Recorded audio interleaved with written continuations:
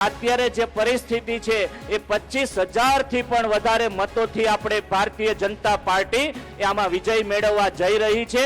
આપણે આમાં લીડનો ઉમેદવારો વધારો કરવાનો છે। કાર્યકર્તા સંમેલનમાં ઉપસ્થિત ગુજરાત પ્રદેશ ભારતીય જનતા પાર્ટીના અધ્યક્ષ CR પાટીલ સાહેબ, મંચ પર બિરાજમાન તમામ મહાનુભાવો અને વિશાળ સંખ્યામાંથી ભેસાણ, વિસાવદર અને જૂનાગઢ તાલુકામાંથી પધારેલ તમામ કાર્યકર્તાઓ, વડીલો, યુવાન દોસ્તો, આપ સૌનું આ કાર્યક્રમમાં ઉમેદવાર તરીકે હાર્દિક સ્વાગત કરું છું।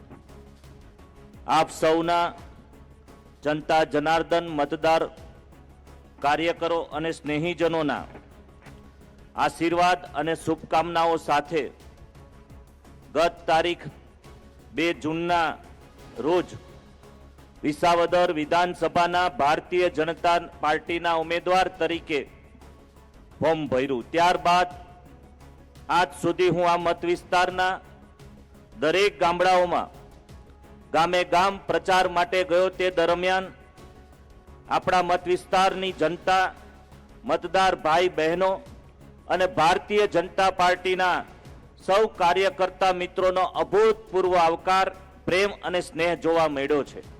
એ બદલ હું આપ સૌનો ખૂબ ખૂબ આભાર માનું છું।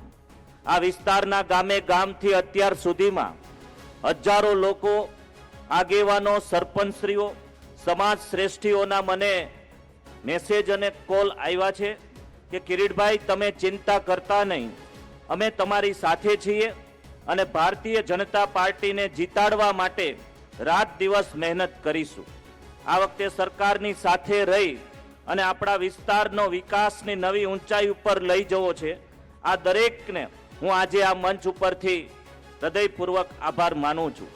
દેશના યશસ્વી વડાપ્રધાન શ્રી આદરણીય નરેન્દ્ર મોદી સાહેબ, એમના નેતૃત્વ દ્વારા રાષ્ટ્રહિત સર્વોપરીને ધ્યાને લઈ ચાલતી ભારતીય જનતા પાર્ટીના ઉમેદવાર તરીકે મને જીતાડવા માટે નાના મોટા આંતરિક મન દુઃખો ભૂલીને એક સંપ કરીને ગામે ગામના કાર્યકર્તાઓ, આગેવાનો જે રીતે કામ કરી રહ્યા છે તે સૌને હું વંદન કરું છું।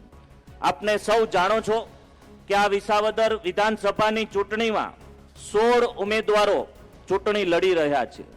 તેમાંથી 12 ઉમેદવારો દૂર દૂરથી ચૂંટણી લડવા માટે અહીંયા આવ્યા છે। હું આ વિસ્તાર સાથે છેલ્લા 16 વર્ષથી લગાતાર આત્મીયતાથી જોડાયેલ છું। મેં મારી રાજકીય સફર દરમિયાન વિસાવદર, ભેસાણ અને જૂનાગઢ ગ્રામ્ય વિસ્તારની પંથકના જનતા જનાર્દન, આગેવાનો, સરપંચશ્રીઓના અનેક કામો કર્યા છે।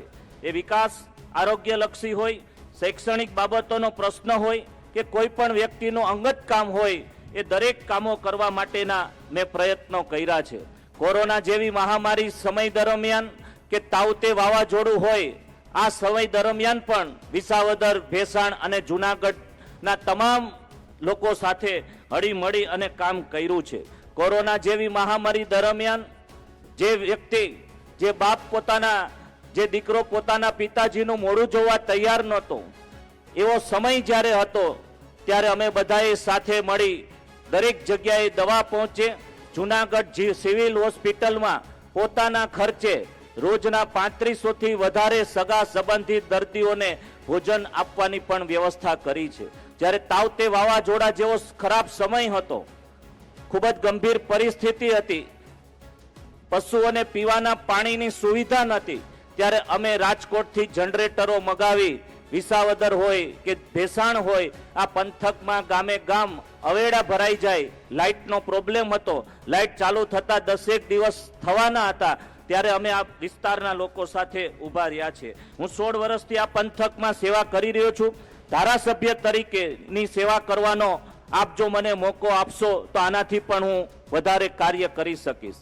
અત્યારે અમુક લોકો બહારથી આવી ચૂંટણી લડતા વિપક્ષના લોકો જે વ્યક્તિગત રીતે મારા વિરુદ્ધ ષડયંત્ર કરી અપપ્રચાર કરી રહ્યા છે, ખોટો ભ્રામક પ્રચાર કરી રહ્યા છે અને જનતાને ગુમરાહ કરે છે, તેને કુદરત પણ માફ કરવાની નથી। હું ધારાસભ્ય તરીકે ચૂંટાયા બાદ તમને વિશ્વાસ અપાવું છું કે તમારી કલ્પના બહારના વિકાસના કામો અને લોકસેવાના કાર્યોનો હું સતત મહેનત કરીને કરીશ। આવનારા દિવસોમાં આપણા વિસ્તારમાં ખેતીલક્ષી પ્રોત્સાહિત કામોની સાથે સાથે ઔદ્યોગિક ક્ષેત્ર અને વેપારી ક્ષેત્રે ક્રાંતિ લાવવાના કામો પણ મારે કરવા છે.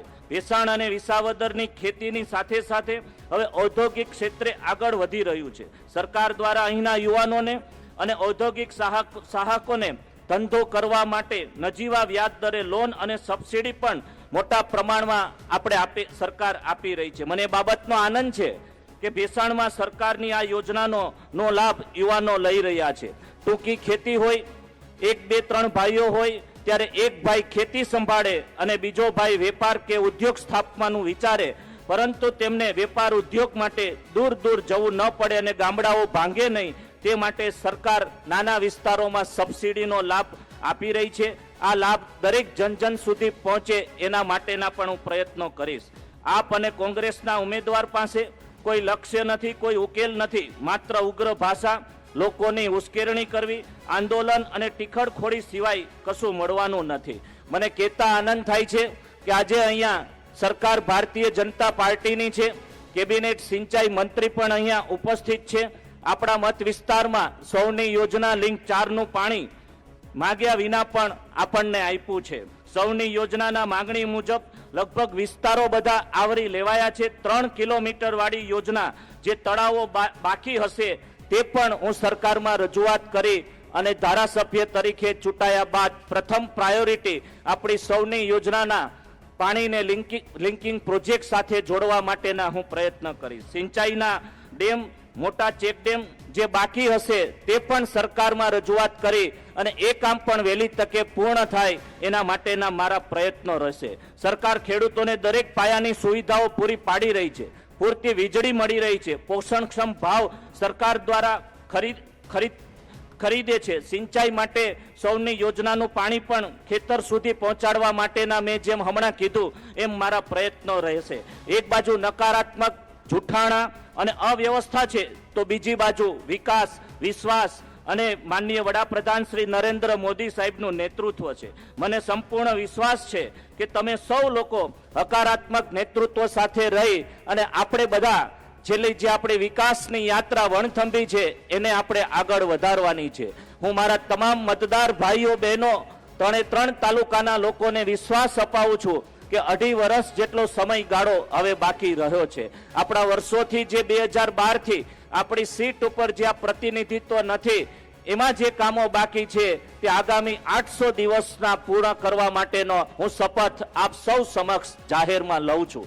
આપણે સૌ આ વિકાસની રાજનીતિને આગળ વધારીએ. જે દિશામાં સમગ્ર ગુજરાત જઈ રહ્યું છે એ દિશામાં આપણે જઈએ અને આ વખતે ભારતીય જનતા પાર્ટીના ઉમેદવાર તરીકે આપ સૌના સાથ અને સહકારથી જો મને તક મળશે એવું કોઈ કામ મારાથી નહીં થાય કે જેથી આપણા મતદાર ભાઈ બહેનનું માથું નીચું ઝૂકી જાય, તેનો પણ હું આપ સૌને વિશ્વાસ અપાવું છું. આ ચૂંટણી આપ સૌએ લડવાની છે. ધારાસભ્ય તરીકે હું તો ગૌણ છું, પરંતુ તમે બધાય ધારાસભ્ય તરીકે ચૂંટણી લડી ગામે ગામ સ્થાનિક લેવલે એક બૂથની જવાબદારી તમે સૌ સંભાળો. મને લાગે છે કે અત્યારે જે પરિસ્થિતિ છે એ 25,000 થી પણ વધારે મતોથી આપણે ભારતીય જનતા પાર્ટી આમાં વિજય મેળવવા જઈ રહી છે. આપણે આમાં લીડનો ઉમેદવારો વધારો કરવાનો છે. આપણી સૌ સ્થાનિક કાર્યકર્તા ભાઈઓની જવાબદારી છે આપણે આપણું પોતાનું ગામ સંભાળીએ, બૂથમાંથી લીડ કઈ રીતે મળે એનો પ્રયત્ન કરીએ. એક ઉમેદવાર તરીકે હું આપ સૌને 2 હાથ જોડી નમ્ર અપીલ કરું છું કે આપણી પત્રિકાઓ ઘર ઘર સુધી વિકાસના કામોની વ્યક્તિગત રીતે પરિચયની પહોંચાડીએ. ઘર ઘર સુધી સંપર્ક કરી નરેન્દ્ર મોદી સાહેબના નેતૃત્વમાં વિશ્વાસ અપાવીએ. એ જ આજના દિવસે મારી આપ સૌને નમ્ર પ્રાર્થના છે. આટલી મોટી સંખ્યામાં જુનાગઢ તાલુકો હોય, વિસાવદર હોય કે ભેસાણ હોય, આપ સૌ અહીંયા ઉપસ્થિત રહ્યા એ માટે આપનો આભાર માની મારી વાતને વિરામ આપું છું. જય જય ગરવી ગુજરાત.